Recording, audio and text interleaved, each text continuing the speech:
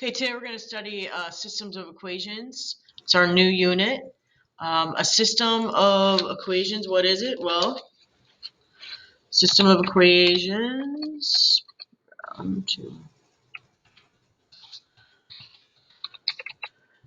is a set meaning more than one, of simultaneous equations. In solving a system of equations, we try to find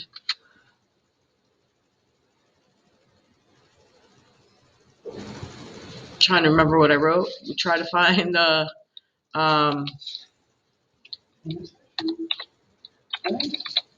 points for or I guess I should find the value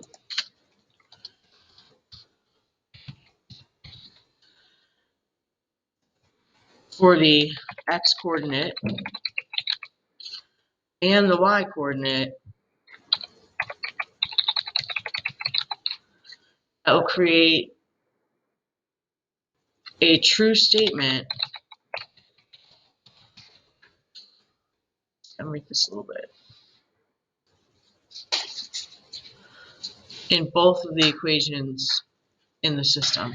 So we know that when we're solving a regular equation, if we take that value and we substitute it back in, we should create a true statement. Here we're going to not just have a value for one variable, we're going to have it for two variables. And we need to substitute those variables or that coordinate point back in to both equations, and both equations need to make a true statement because we're looking for the in common answer, right? So when solving a system of equations, there are three possible methods or three possible types of solutions, and we're going to outline them in the chart below.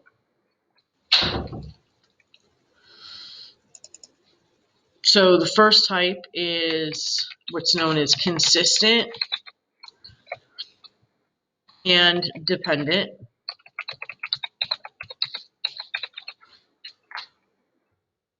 The second one is known as consistent and, did I say dependent? Here it should be, I'm sorry, independent.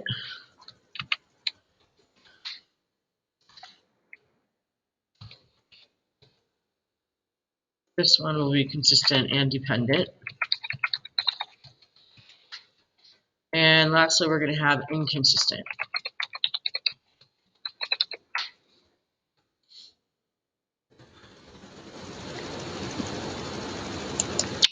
So in a system, when we talk about graphing, we're looking for a place where the two graphs cross over or touch. So when we're talking about consistent, consistent means that there is going to be at least one solution that creates a true statement. Inconsistent is going to be where no solution will make a true statement. So number of solutions, consistent and independent is going to have one coordinate point that will satisfy both equations. Consistent and independent will be infinitely many.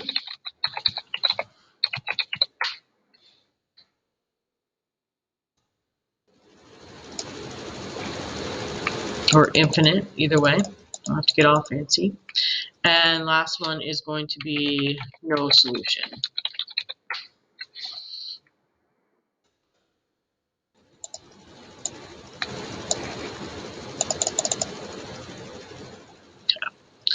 So how do we know? Well, for consistent and independent, the slope is going to be different. Right? So the two equations, they're not going to have the same slope. Consistent and independent, the slope is going to be the same. And inconsistent, the slope is also going to be the same. Difference here is y-intercept. If the slope's different, it doesn't matter. They could have the same y-intercept. That could be where they're crossing over at or not. Consistent and independent, it's going to be the same. And inconsistent, it's going to be different. And that's kind of like the difference between a set of parallel equations and a set that are on top of each other, that essentially the same line. So when we look at the graph or the equation, we're going to have an intersection point.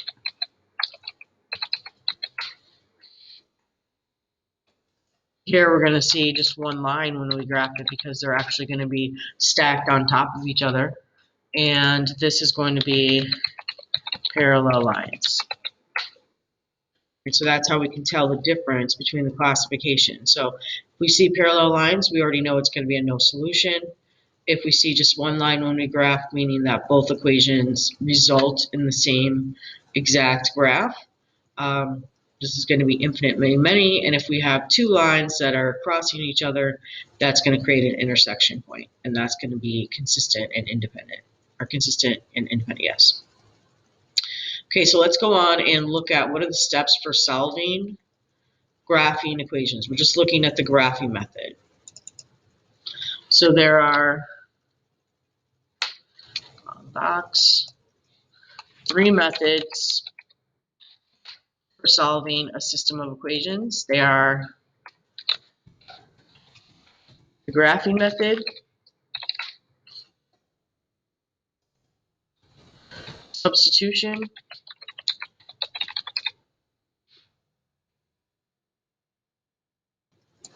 put two here, graphing, substitution, and elimination.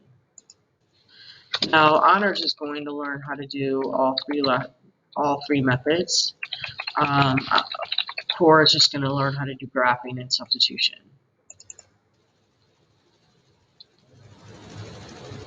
So for the graphing method, we're going to describe the steps below that we're going to take to be able to do it. And the graphing method is considered the least accurate,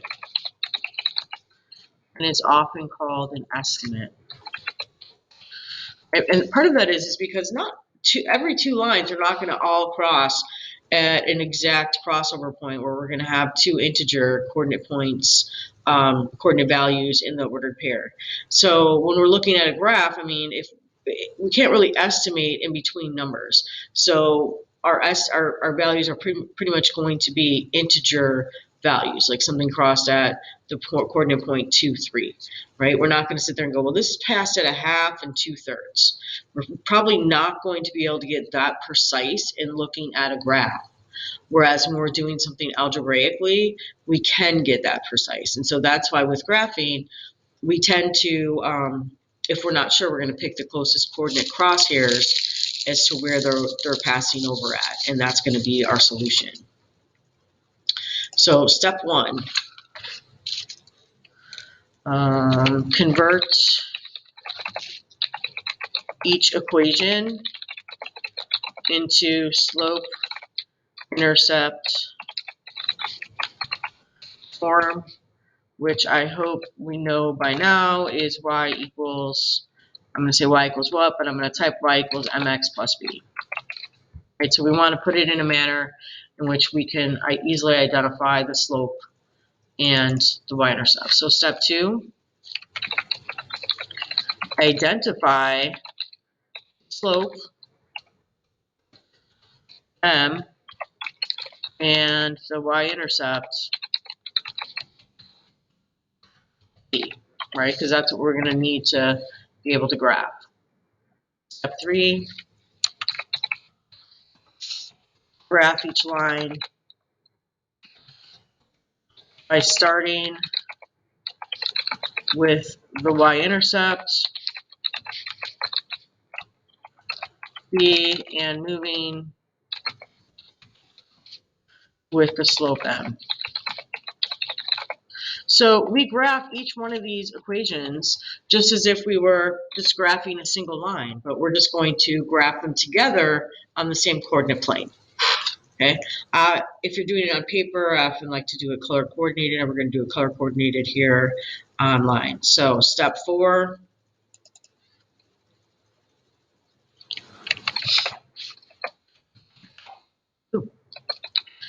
determine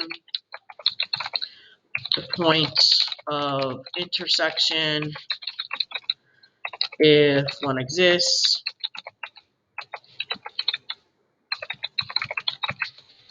write solution as a coordinate pair, or special case. So special case would be all solution or infinite solution or no solution. So we need to write that though as a coordinate pair.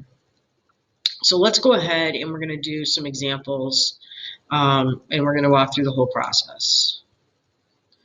So first one is 2x plus y equals 6 and 2x minus y equals negative 2. And we're going to classify the system and do all that kind of stuff. So the first thing I want to do is I'm going to go ahead and I'm going to convert each one of these into slope-intercept form. You'll notice that there's two boxes. One is purple, one is yellow, kind of like so we know where to do which work where. So 2x plus y equals 6. Of course, I'm going to subtract the 2x from both sides. And I'm going to get y equals negative 2x plus 6. And over here, I'm going to take the second one, which was 2x minus y equals negative 2.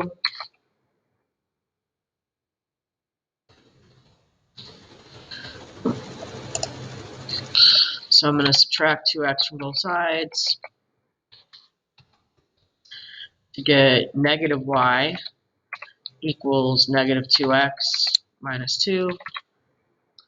And of course, I need to multiply both sides by negative 1 or switch that around. So it's going to become y equals 2x plus 2. Remember, when you multiply everything by a negative 1, you end up flipping the sign on everything. So looking at this, I'm then going to identify the m and the b. And I should know here that my m equals negative 2 and my b equals 6. And here my m equals 2 and my b equals 2. So in terms of classification, if I think back to that chart we put together, I look first and I don't have the same slope, so it can't be a special case because both in special cases, both of them have the same slope. So this has to be a system that is going to be consistent and independent. And we're going to have two lines. We're going to have one solution. So purple, start with B. I'm going to mark 6 and then use negative 2 to find the rest of my points. So I'm going to grab a purple dot here.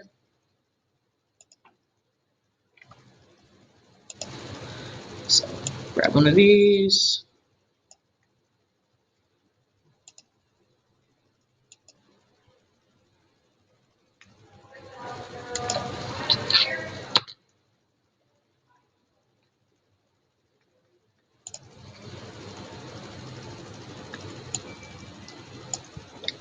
Okay, well, I click out. I'm done with you.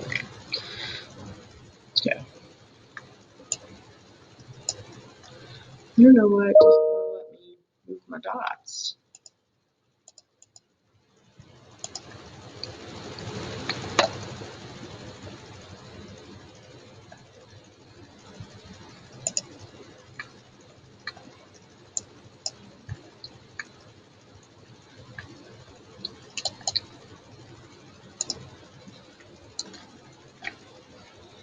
Go back up here. Maybe I just put my.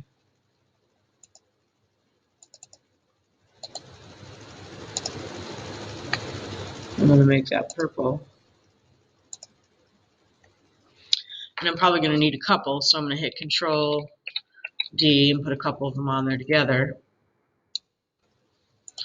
in order to use them. I don't know why it keeps on bouncing me back to this thing. Driving me crazy. Anyway, I'm going to grab one of my points here, and my B is a positive 6, and then now my slope is negative 2. So I can go down 2 and over 1. I can also go down 4 and over 2, because 4 divided by 2 is still -2. I can go backwards and go up 2 the other way and over 1, or up 4 and over 2. Do one more. So 1, 2, 3, 4. 1, 2. See, to me, I like to spread out my points. Makes it a little easier to do the line. So I'm going to put in a line.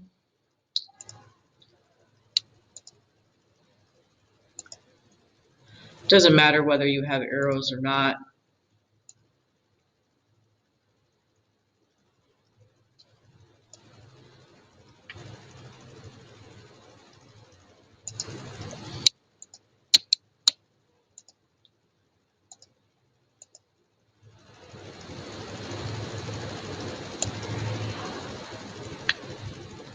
Why does things not want to work for me today?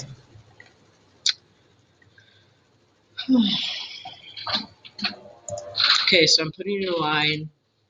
Hopefully this line works out. It seems to be working. Making sure I'm going through the crosshairs as much as possible. I want to be as accurate as possible. I'm going to thicken that up, make it easier to see. So I'm going to go down to a 4. I'm going to make my color purple. And just bring it back here. And then now I have my yellow one to do. So I have a B of 2 and a M of 2. So I'm going to click on here.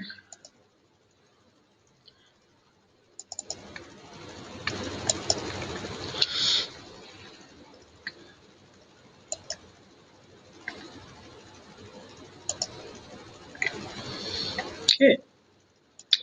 Click on one of these points, hopefully, or see if I can paste another point. There we go.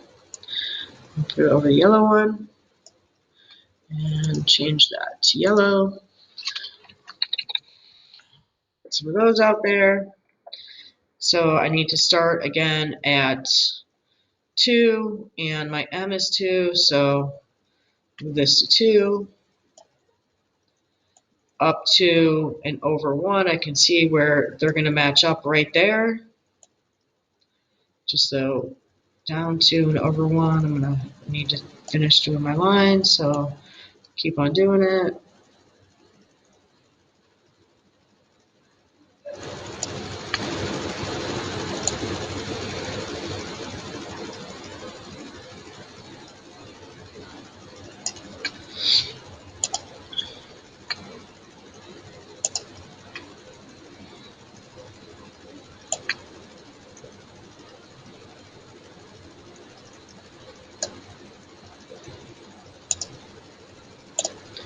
Make that thicker, make it a 4, make my color the same yellow, grab it and extend it out.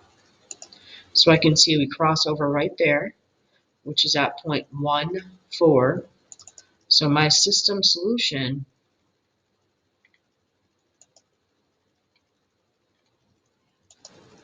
wow, does not want to go anywhere but there.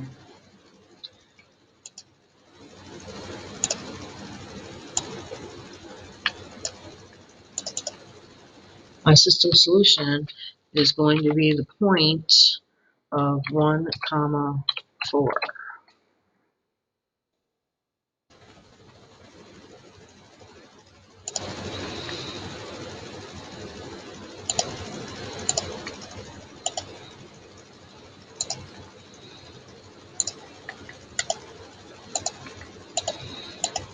Okay, so that means if I put the 1 and 4, the x and y, into both equations, they will both create true statements. Okay, so that's example 1, and we're going to do examples 2 and 3 in class together to make sure that we all understand and we have all of our questions taken care of. After that, there is a GP to do that's asking you to solve 4 systems of equations by graphing.